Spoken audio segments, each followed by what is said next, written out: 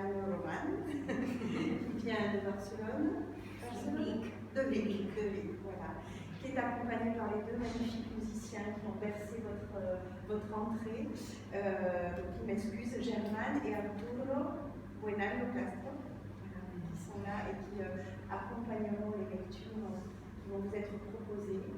Et Lydie Planas, qui habite Perpignan, qui est auteur, que nous avons déjà reçu à la médiathèque, avec qui nous avons l'habitude de travailler, qui vous parlera de la rencontre voilà, qui s'est passée entre elles deux. Donc, San Jordi, fête catalane, fête du livre, fête de mots et des langues. Vous savez aussi que les bibliothèques de la ville de Perpignan proposent des livres en catalan dans leur collection, de la musique catalane. Voilà. Si on ne le fait pas ici à Perpignan, on le fera. Donc, on est très attachés à cette cohabitation, à cette présence, cette richesse qui fait notre culture ici dans le territoire. Cette culture qui fait notre richesse. Voilà. Et ce voyage voilà, en mots et dans les langues va beaucoup plus loin que les frontières de la Catalogne, puisque vous entendrez également de l'espagnol, du quechua. Donc voilà, les langues à la fois porteuses de différences et lieu de rencontre. Je vais laisser le soin à Lydie de découvrir un petit peu ce qu'a été la rencontre des deux auteurs, des deux scribouillardes. Elle était très attachée à ce mot qui n'a rien de péjoratif, je crois. Donc voilà, je vous laisse dans leur compagnie. Merci. Merci.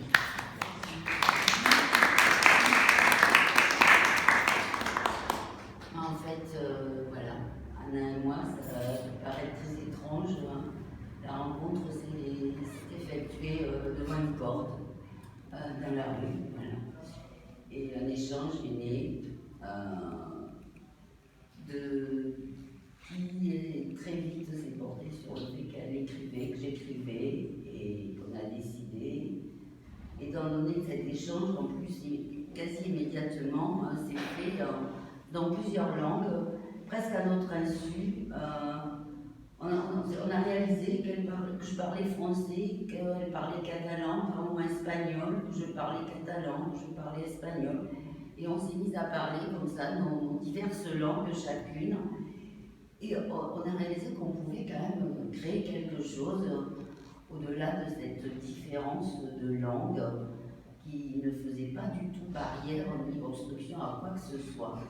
Donc généralement, lorsqu'un projet se met en place avec des personnes et des gens qui écrivent, il faut du temps, on parle longtemps, on met des choses au point, on décide de ce qui va se faire, et avec Anna, les choses se sont faites de façon, j'allais dire, très spontanée, j'aime pas trop ce mot, mais ça s'est fait dans une espèce d'élan des mots, c'est le cas de le dire.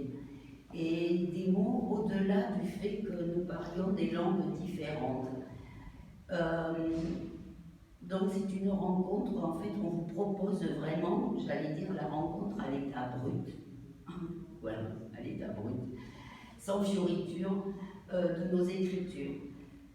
Mais l'importance aussi, et c'est ce à quoi on a réalisé qu'on était attachés, autant Anna que moi, c'est que pour exister, chacun d'entre nous, on a absolument besoin de l'autre, de cet étranger que l'on porte en nous, qu'on a énormément de mal à accepter et à regarder, mais à savoir que sans lui, de toute façon, nous ne sommes pas.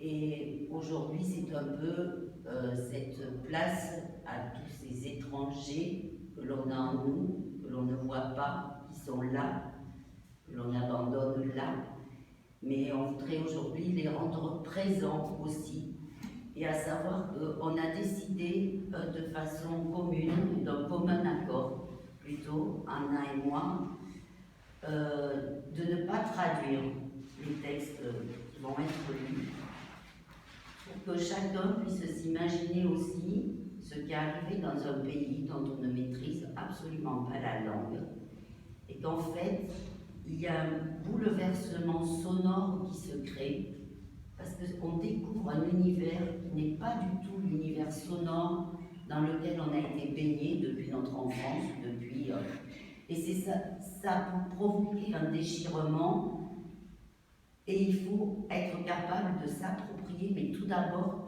tous ces nouveaux sons. Et qu'est-ce qu'on fait avec ces sons?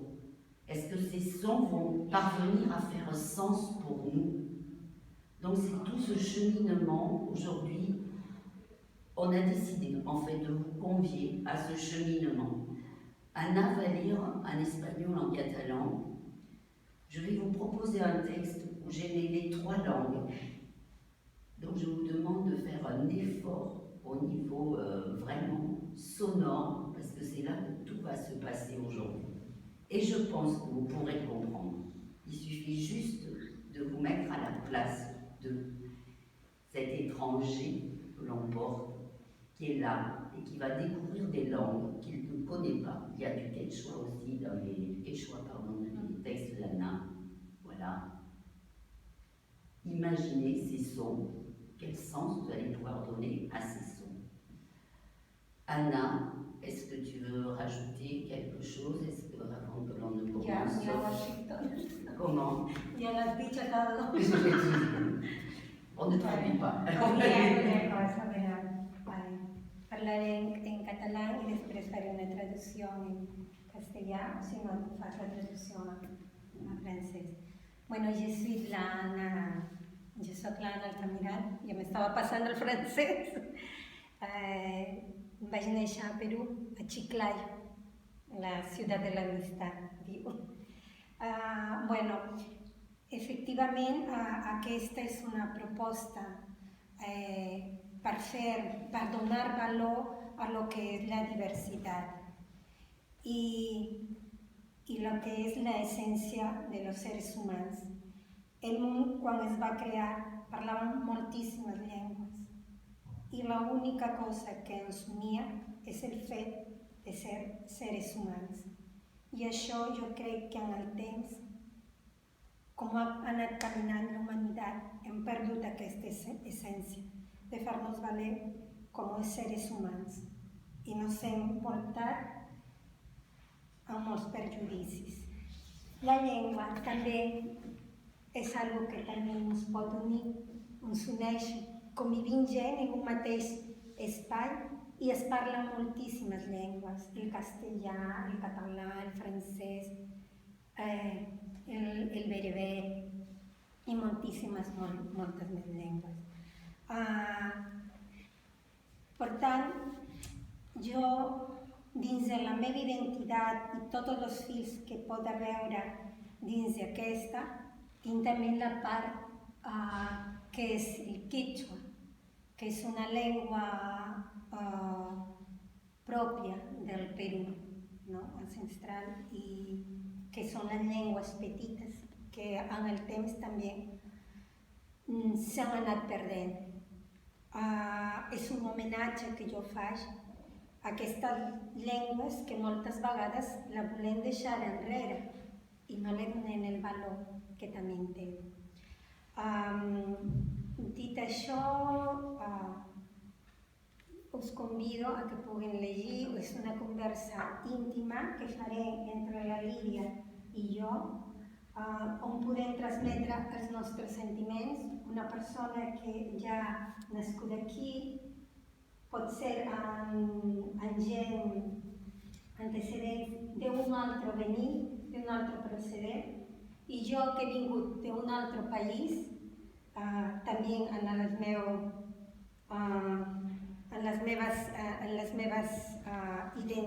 identitat, he après una altra llengua, també puc entendre el francès perquè vaig viure en París i ara que l'he après també penso que és bo que se n'adoni que gent que també hem vingut de fora podem aprendre moltes més llengües i també podem reivindicar aquesta part que forma la societat diversa. Bueno, dit això, ja podem passar a lo que és la part de... Je pense, oui, on revient bien sûr sur l'identité, ce qui fait la richesse de ce que nous